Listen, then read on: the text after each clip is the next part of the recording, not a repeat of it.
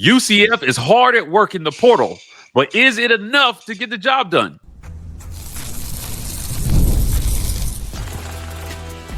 You are Locked On UCF, your daily podcast on the UCF Knights, part of the Locked On Podcast Network, your team every day.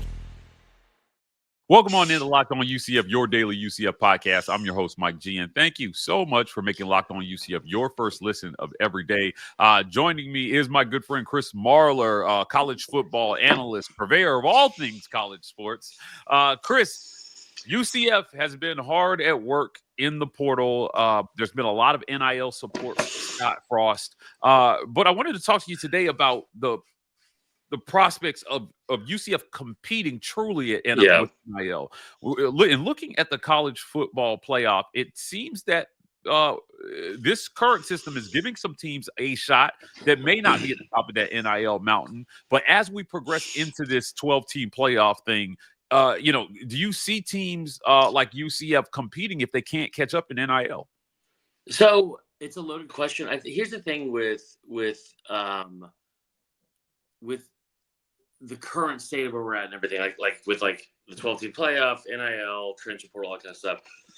We are like in such a prisoner of the moment attitude about everything. So like you're seeing right now, like I specifically cover the SEC and I see stuff all the time. It's like, well, the SEC is falling off a map because the Big Ten has surpassed them. It's 2 straight years on the thing. It's like, okay, sure. And then it's like, well, all these players and all these coaches and all these programs that aren't able to be able to like get money and pay money the same way they were before it was legal. That's why this is happening, and blah, blah, blah. And it's like, okay, sure. Like these are all like unsubstantiated things that are being said. Here's the thing that I do know. You're in the weird little pocket of NIL right now where everyone's about to have revenue share to have around $20 million per school based on, like, for their entire athletic department. Like everyone's going to get a piece of that pie, right? But so we didn't know if that was going to clear and if that was going to be the case going into this next calendar season for athletics, like for all athletic departments. So now that it is, and you've got $20 million coming, it's like if I know that I'm about to have this much money, but I've saved a certain amount already, now I can go to the store and spend even more money, right? So like that's why you're seeing kids like that. The kid that went from Tulane to Duke who's getting promised $4 million a year, like. If you see it at LSU, if you're seeing people that have set aside a certain amount of money, whether it be for recruits that are no longer at the program, or if it's something for your NIL budget that now you have another influx of money coming in, like everyone, they're trying to even the playing field. And so you're seeing things where, yeah, sure, like teams like Ohio State, the rich will get richer. But at the same time, it should be a little bit more even of a playing field because you're able to like allocate money and funds throughout the entire athletic department, not even just your football teams. The thing with UCF, and this is a very long-winded answer, so I apologize. I think schools like UCF, what they should do is do something like Clemson did in the 80s. And this sounds dated or whatever, but just hear me out. UCF has a massive, massive alumni base. Like you got $10 on you right now, Mike?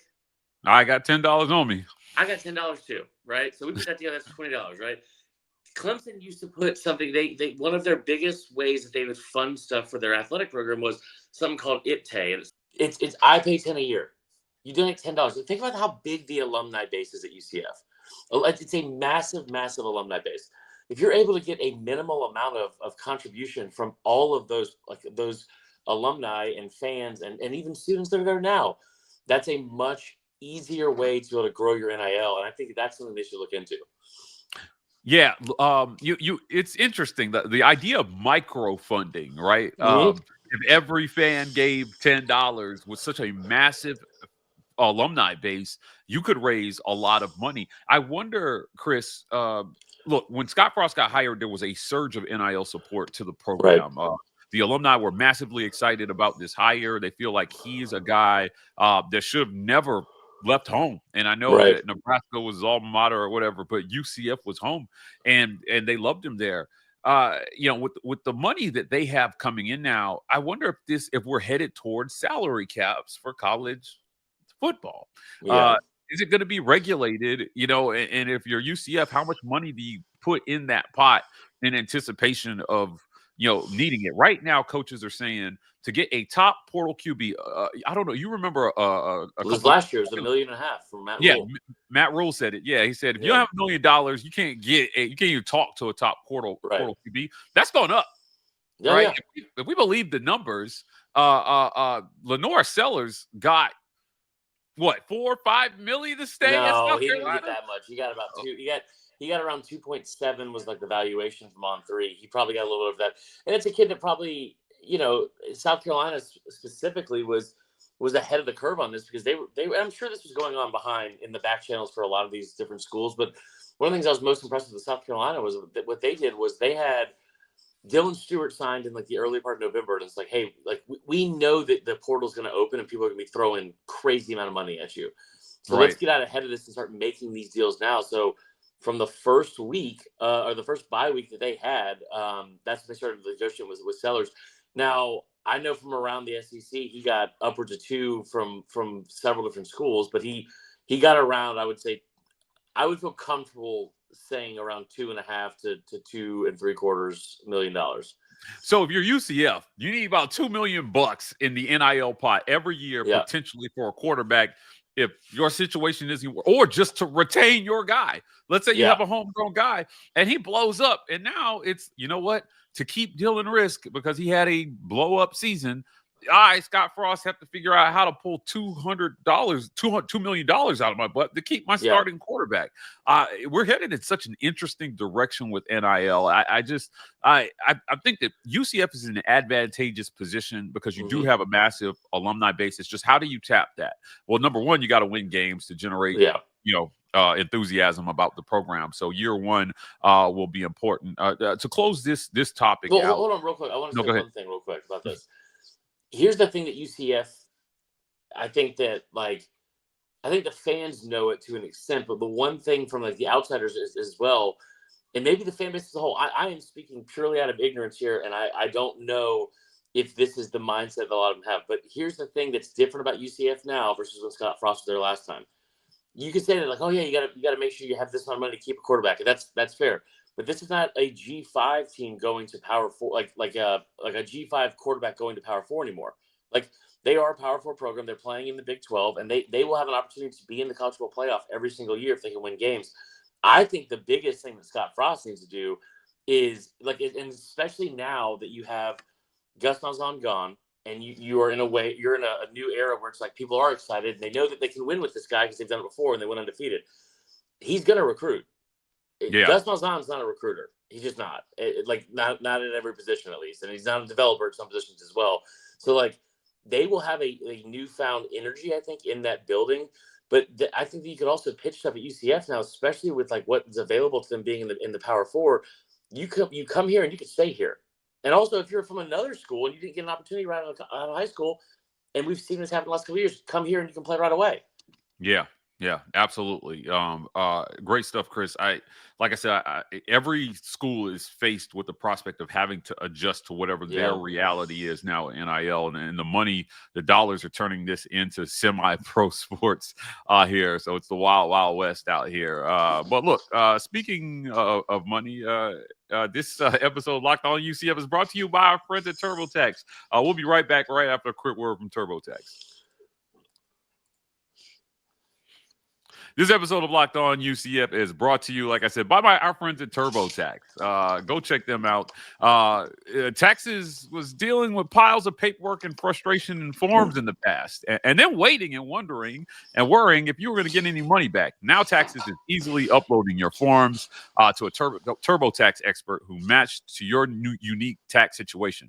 An expert who's backed by the latest technology, which cross-checks millions of data points with 100% accuracy while they work on your taxes. You get real-time updates on their progress, and you get the most money back guaranteed. And all while you go about your day, no stressing, worrying, or waiting. Now, this is Taxes. Intuit TurboTax. Get an expert on TurboTax.com now. Only available with TurboTax Live full service. Again, that's TurboTax.com. Chris, the portal is here and it's evolving, and it has given the athletes more power and control over their football destiny, so to speak. UCF in a lot of ways, they've kind of been picking the bones of other teams. Yeah. In the portal, right? Like, here's a backup that, got a little bit of time, doesn't have a ton of stats, but maybe was a former 4 or 5 star recruit, mostly 4 stars, that got buried on a depth chart. I wanted to ask you about the portal and how you do more in the portal with all these NIL dollars flying around. It feels like, again, same thing. If you don't have top dollar to pay, what's that mid-level for athletes trying to find a home, and what schools are having to pay for mid-level athletes? Yeah, I think the biggest thing is if you're UCF, especially, like, they're just in this weird state where it's like, it almost feels like NIL in this portal era pushed back a little bit on them, not understanding like they are a powerful program. Like they don't need to be as concerned, I feel like, with getting good players in as they need to be concerned with letting good players leave. Not letting, but like having good players leave. This is a program where, listen, Scott Frost, I don't think Scott Frost used UCF as a stepping stone at all. I think he would have stayed there forever if Nebraska had a Tom Osborne already in place type situation where it's like somebody's going to be there for 20 years and he's not going to get a shot at it. Like, the old saying, like Bear Bryant said it with Bama, like, when mama calls, you got to go home. So it's like, I get why he left. I totally get that. But Josh Heupel taking that job and then going to Tennessee, using that as a bit of a stepping stone, like, that's what I think you have to prevent more. Dylan Gabriel's a kid that he's been in college for 18 years and he spent the first 3 of it, I think it's at UCF. Like, I like that kind of stuff. You've proven you can have elite players throughout the last decade plus. This is a really good program that has the potential to be a dominant program.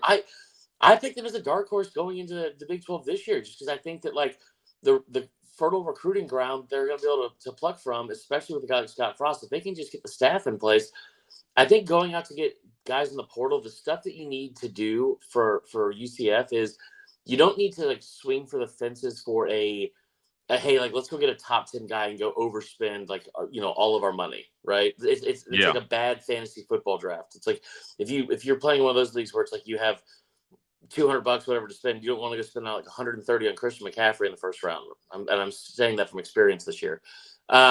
So I think one thing you need to do is do something a little bit like South Carolina has done, honestly, when you look at what they've brought in, and that is you're bringing in guys that are like, there's a closer ceiling to floor ratio that have veteran experience and veteran, there are several years of experience, and you're bringing in grown-ass men that have played in college football for 2, 3, 4 years. Like, you might not have a guy that's like Carson Beck coming in, but you might have a guy that has played 2 full years as a starter and put up this level of production, and also is familiar with playing at the college level. So you're not breaking in a new starter, different positions, especially positions of need.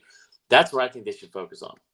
It occurs to me that we're in a place with the portal where high school recruiting is not done. Like, if you miss on an athlete, a year later he could be knocking at your door, saying, "Hey, my coach left, or they lied to me, or the money wasn't what was promised." So, and we're going to talk about high school recruiting in the next segment, but your job is the portal is almost made recruiting in a sense. There's no dead period. There's a ton of tampering going on right now with schools reaching out to athletes that are currently committed to programs. In our last segment, you talked about the schools getting more autonomy over the money, so we can stop pretending like these collectives aren't being run by the universities via a proxy. But the portal is given a lot, I think, to student athletes, but it's taken something away as well too. Now, with the new ruling, Chris, on JUCO years not counting toward your Division I eligibility, what do you see in that for schools like UCF? Is it a good thing maybe to be getting more mature, developed players from those ranks? And if you're Scott Frost, should you be looking for those kids and concentrate on development over trying to land that big name recruit? For baseball, I will tell you right now, going the JUCO route is always a great way to go about it. for football, I don't know. I mean, like we've kind of seen like disappearance of a lot of JUCO stuff and prep school stuff over the last several years. And I don't really have too much of an opinion on it. I think you got to find a sweet spot because the problem is like I look at what Lane Kiffin's doing, and I'll compare it to like the Kalen DeBoer situation in Alabama versus like Kiffin. Like what concerns me the most about this day and age of football from a recruiting standpoint is this. Let's compare these two approaches to your NIL funding. If I have however much money, let's say $10 million, right? Here's the other thing too, Mike. I love Brad Crawford. He does a great job. I saw him put out the tweet about the funding for and like the budgets for a lot of those things. As somebody that like works like closely with stuff in Baton Rouge, I can tell you right now, like that number is so far past what the reality of the number is. Like it was like over $20 million. It's not even close to that. Like at least it wasn't for this year. But when you look at some of these things where it's like if you're Ole Miss versus Kalen DeBoer, and I'm not saying either one of them is right. I'm just going to tell you about the pitfalls or potential pitfalls of one versus the other. Lane Kiffin has made it very clear, listen, I want to get a top 15 to 20 class, which is, probably 1 5-star and 8 to 10 4-stars, right? We're going to bring in some good recruits, and then I'll develop them. And then I want a majority of our money to go to really good players in the portal that can come in and contribute immediately. Miami's done the same thing. And like, it's important to get good players in the class, right? But you look at what Bama's done under Kalen DeBoer, and it's like, well, the biggest question for him was, is he going to be able to recruit in the South? And he's able to recruit in the South and finish with a number 2 class, like in the country. But if you're signing a number 2 class, multiple 5-stars, that's a lot of money you're having to promise those kids. Yeah. And then you have to sit here if they're not ready to compete and play right away, which in the history of college football, the massive sample size we have, it would say a majority at the very least of freshman players are not ready to contribute versus guys that have been there for 2 and 3 years.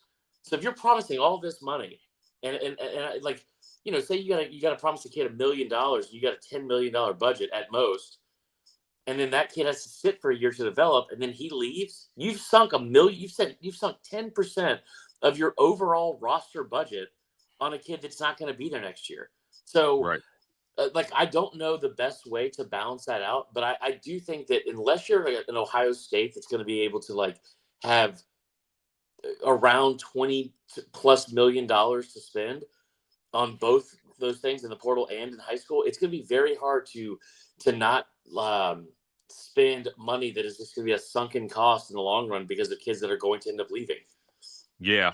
I fascinated by this topic. The portal has changed so much. It used to be somewhat of a dictatorship by coaches. Yeah. We promise you, we'll promise you the world, get you to come to our program, and then when you get here, we're going to handcuff you. When it's time to transfer out, we're going to tell you you can only go to these schools, and you can't go here, or we're just not going to release you at all. Right. And the NCAA has put that power back into student athletes' hands, but that requires, I think, a higher level of understanding of the market that they're in now. Yeah. I mean, they need agents to navigate it almost at this point. Who are also screwing them over.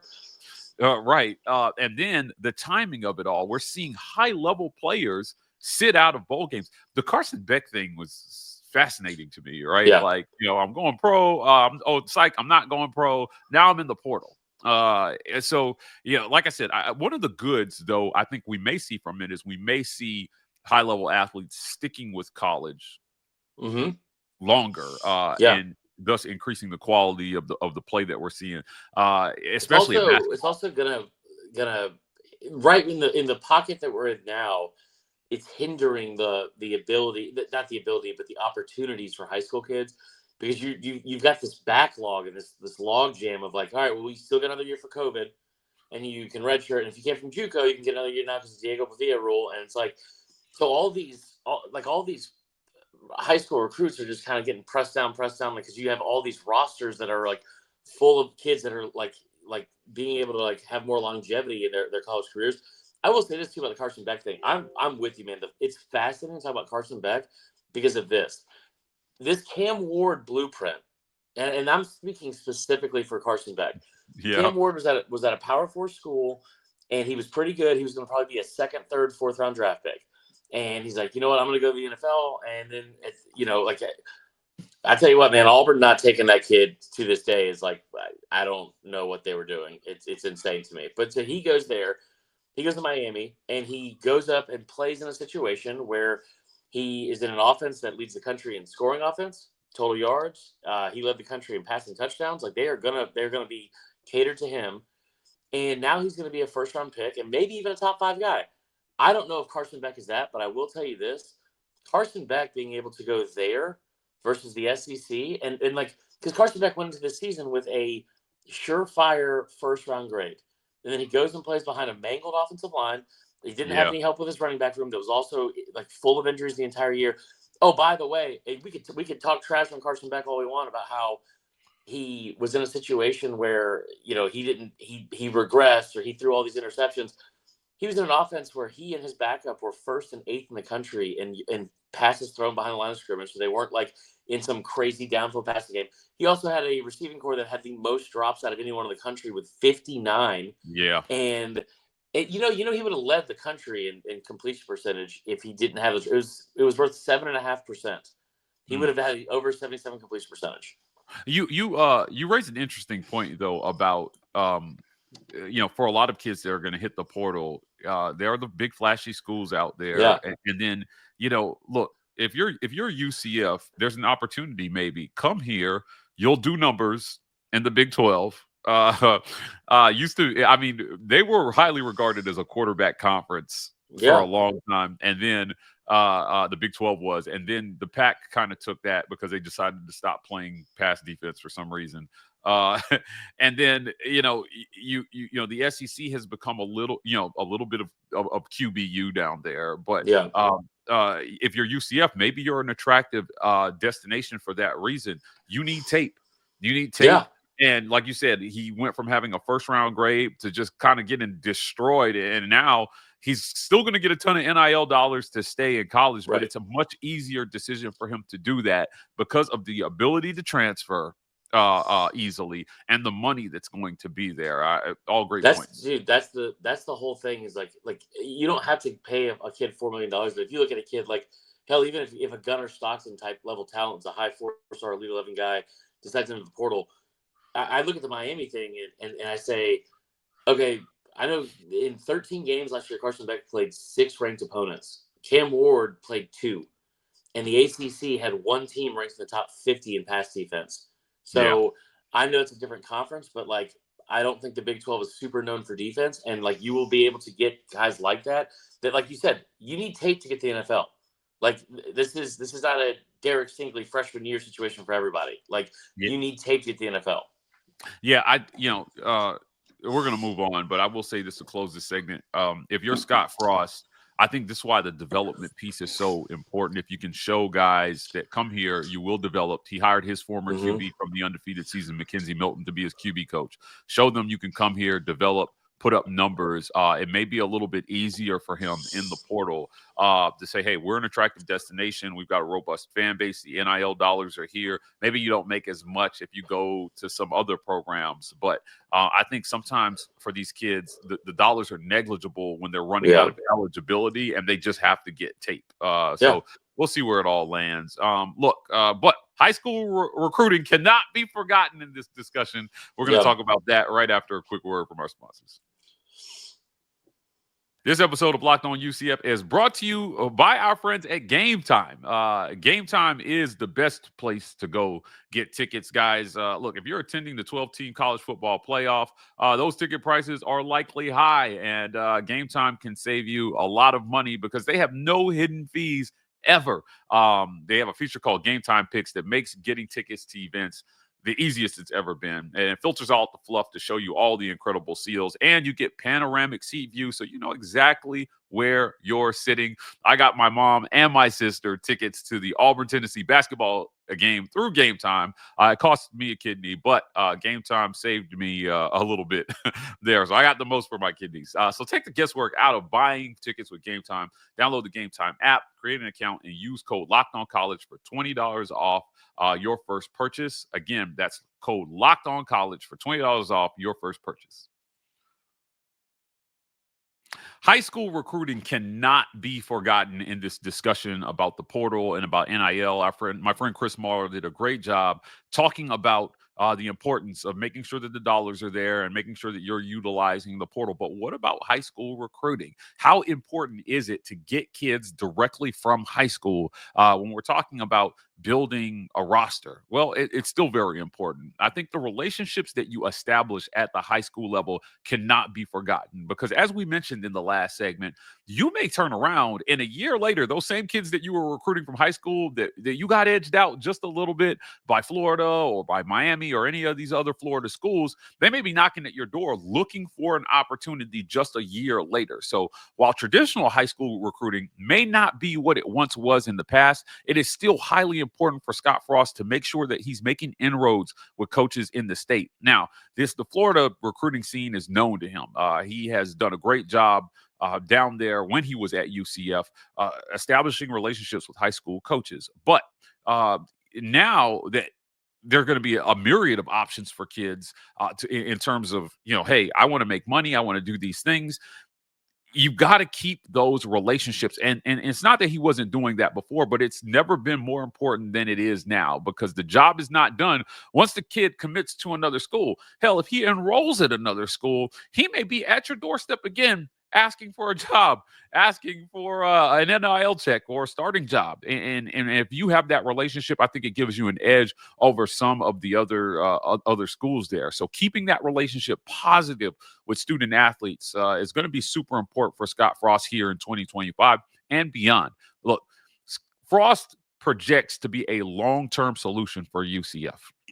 And I think that if you're the UCF administration, you have to look at it that way. The enthusiasm that he's generated coming in the door is an amazing start to his second tenure at UCF. And he's got to keep that going. And you got to look at him like he's going to be here for 6, 7, 8 years. And if you're looking at him in that vein, then look, you give him the resources, you give him the time. They've changed the rules around how many coaches can help you in the offseason. And if you're Scott Frost, you have to take advantage of all that and try to get UCF into the top 15 in recruiting consistently. Would love to see them in that 13-9 area if possible, but that's going to be highly dependent on the results on the field. If you're UCF and you can do that, I think you have a great shot at competing at a high level here in the Big 12 for years and years to come. Guys, that's it for another great edition of Locked On UCF. Thank you so much for making Locked On UCF your first listen of every day. For your second listen, go check out our friends at Locked On Big 12. Our guy Drake Toll leads the conversation in conference realignment news and pulls no punches when it comes to talking about every team in the Big 12, including the UCF Knights. You can find Locked On Big 12 on YouTube or wherever you listen to podcasts. You can find us back here again on Locked On UCF.